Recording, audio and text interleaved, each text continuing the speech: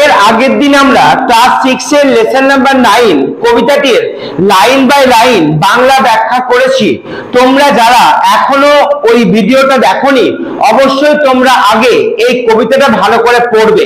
আজকে আমি তোমাদের এই কবিতা থেকে যে সমস্ত অ্যাক্টিভিটিস গুলো রয়েছে সেইগুলো আমরা একের পর এক সলভ করব।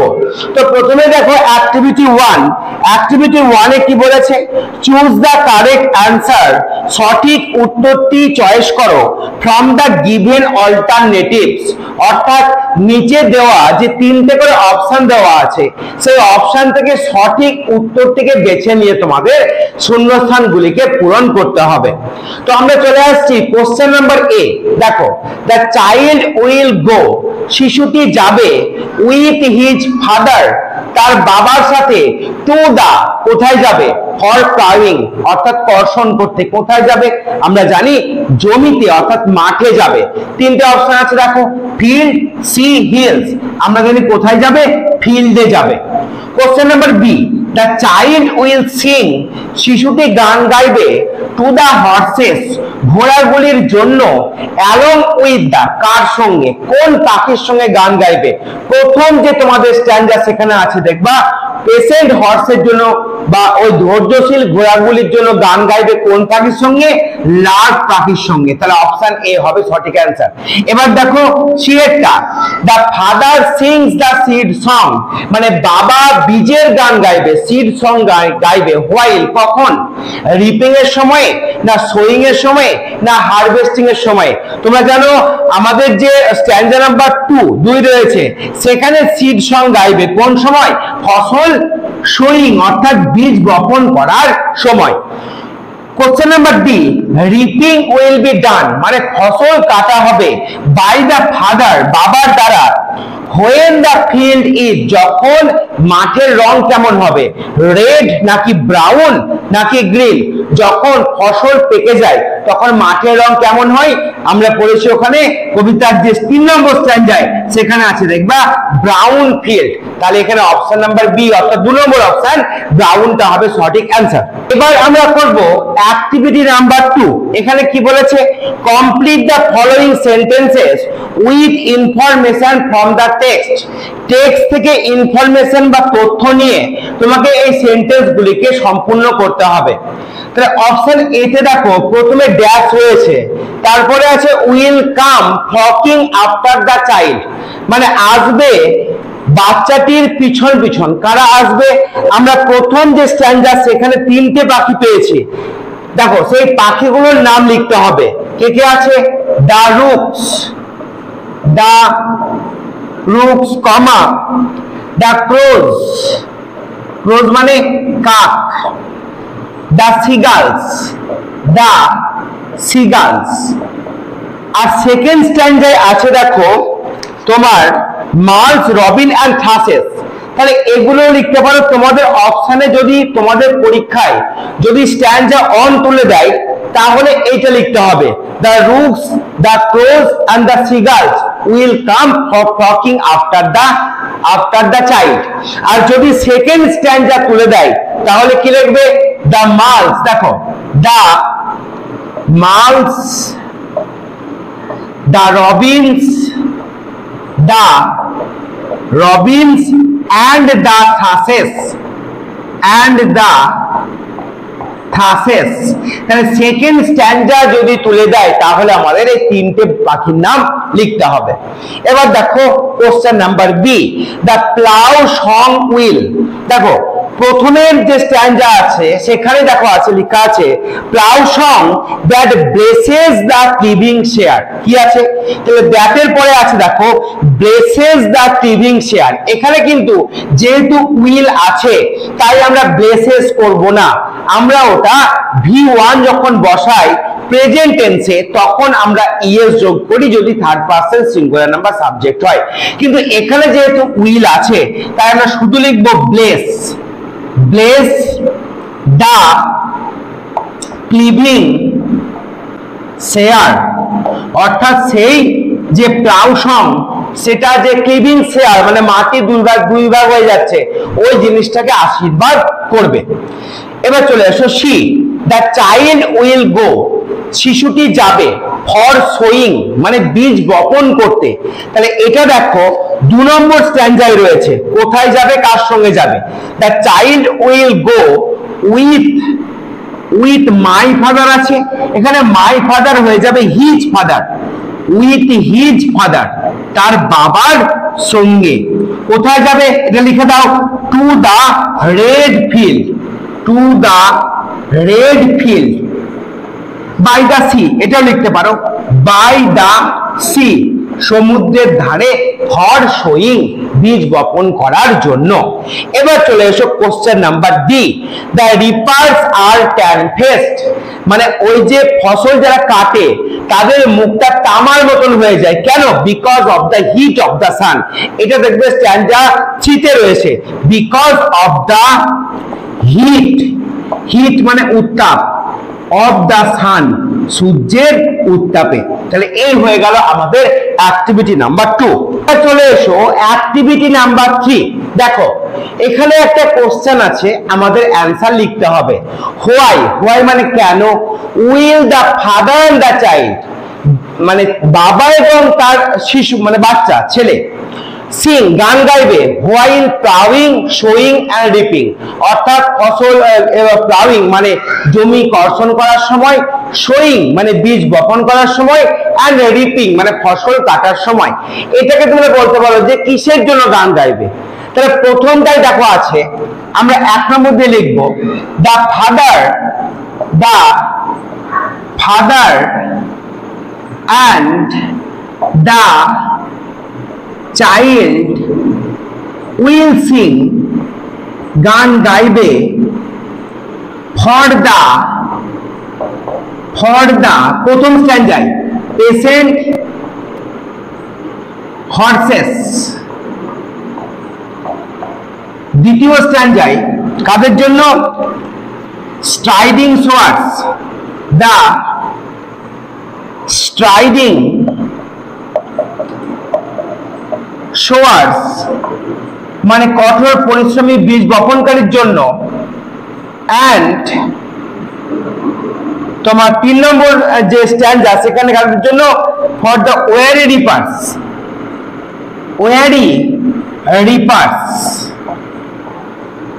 এবার আমরা লিখব while plowing showing and reaping কিন্তু এখানে দেখো এই গানটা কিন্তু শুধুমাত্র বাচ্চারা গাইবে, তাহলে দা ফাদার হবে না, দা চাইল্ড উইল সিং এটা হবে 1 নম্বর। 2 নম্বর, the father will sing, father মানে বাবা গান গাইবে, উইল সিং ফর দা প্রথম 1 নম্বর স্ট্যান্ডায় আছে দেখো, for the cleaving share, question স্ট্যান্ডার নাম্বার 2 এ আছে দেখো,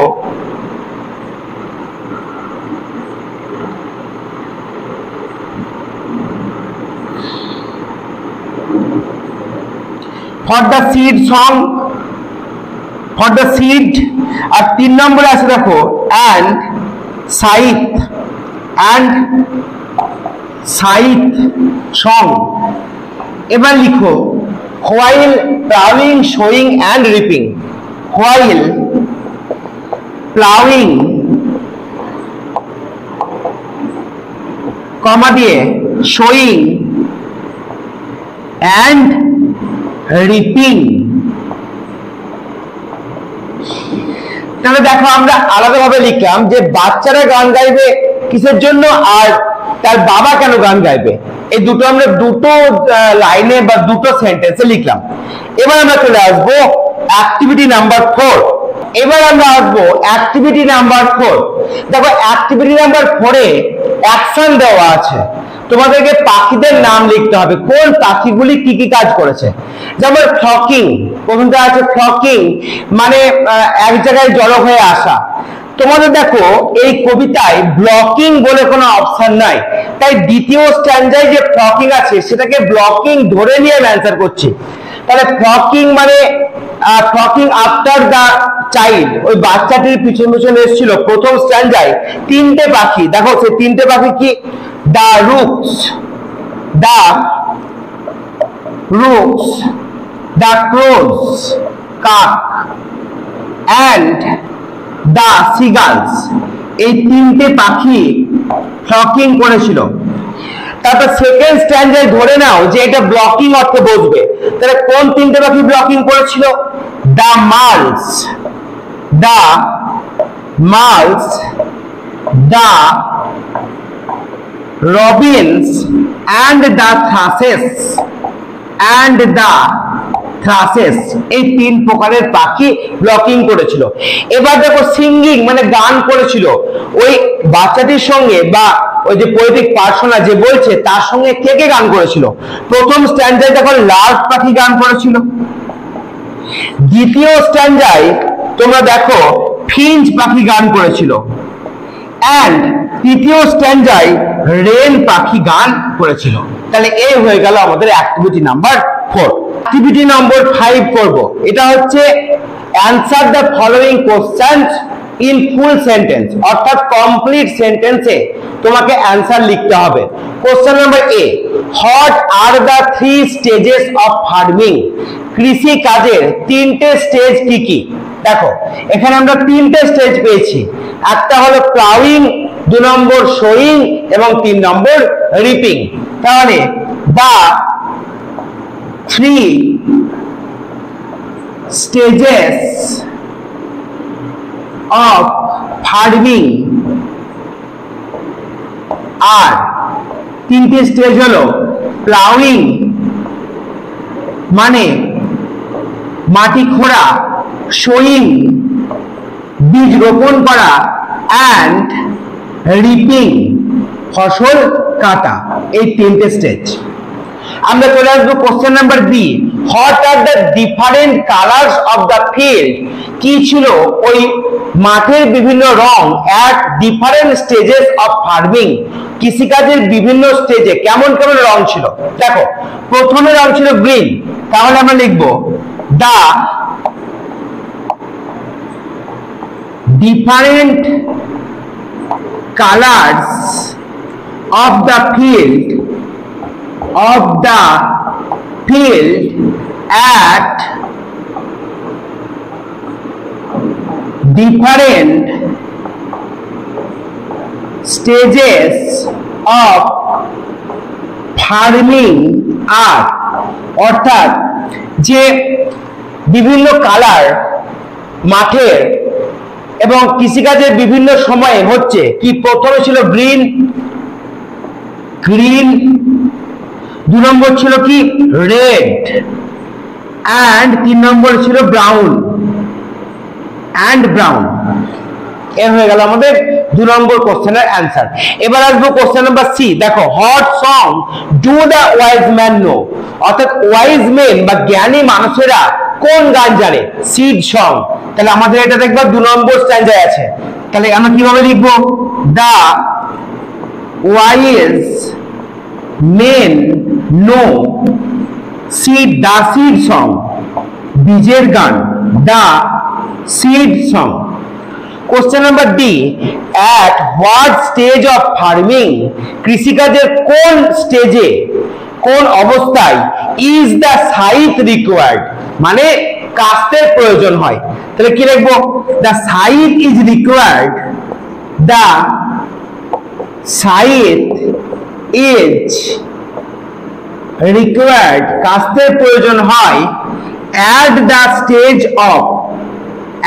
the stage of reaping, 3 নম্বর স্ট্যান্ডায় রয়েছে, ফসল কাটার সময় আমাদের সাইজ বা কাস্তের প্রয়োজন হয়।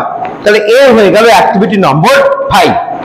এবার আমরা অ্যাক্টিভিটি 6A এবং অ্যাক্টিভিটি 6B এটা করব। দেখো অ্যাক্টিভিটি 6A তে বলেছে আর্টিকেল এবং প্রিপোজিশন বসাও। তোমরা জানো আর্টিকেল মানে এ এন্ড বি, আর প্রিপোজিশন মানে কোনগুলো?